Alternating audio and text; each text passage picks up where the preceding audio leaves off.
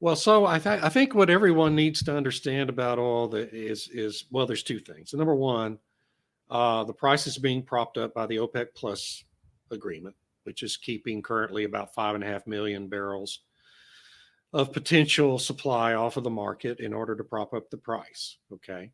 And as long as OPEC Plus does that, then the pressures on the price overall globally are going to be for it to keep going up.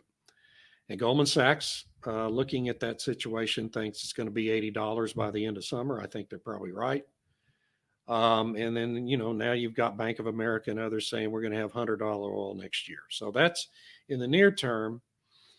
And it's all driven by the fact that global demand is recovering much more rapidly than anyone predicted from the COVID pandemic.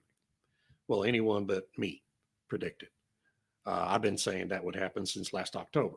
Okay, and I'm not the only one, but a small number have been trying to tell everybody that would be the case. And so that's in the near term. So over the next year and a half, as long as OPEC Plus holds together, oil prices are going to go up, and gasoline prices will go up with them, of course.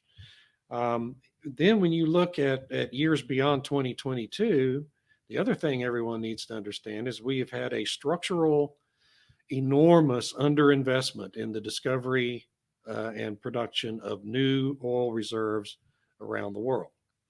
One estimate I saw, I think it was Rystad Energy, estimated that this underinvestment totals up to about $350 billion in lack of investment since 2014, since the first big price bust hit in 2014.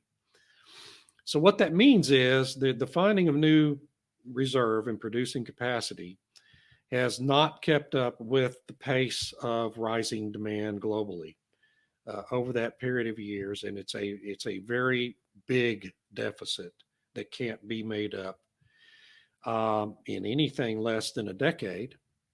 And at the same time as all that's been happening, you've had all these pressures from the radical environmental community and now the Biden administration and other global governments to depress investment in oil and gas. And ESG investors are also a part of that. And depress, investment in the finding of new reserves. What that's going to mean starting in 2023, and won't matter what OPEC Plus does by then, unless we have another pandemic. Starting in 23, I mean, we may have $150, $200 oil because you're going to have a structural deficit in supply.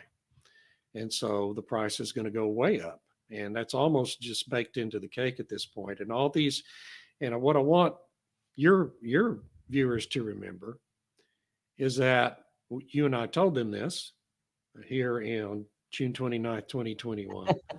And 2 years from now, what they need to look at, the people they need to look at is the ESG investor community and the radical environmentalists who started promising you 10 years ago that, electric vehicles and wind and solar can make up for all that. Well, they can't. Okay. They can't. And they won't be able to do that in 2023. They won't be able to do it in 2033 or 2043. And we're going to need oil for a long, long time. And people need to figure that out. Unfortunately, the public is so ignorant about all of this and so propagandized by our news media and education system that you won't figure it out until there's a major crisis, and then it's too late. Well, we're going to have a major crisis. I would say probably around 2024, 2025, when we're just not going to have enough oil to go around.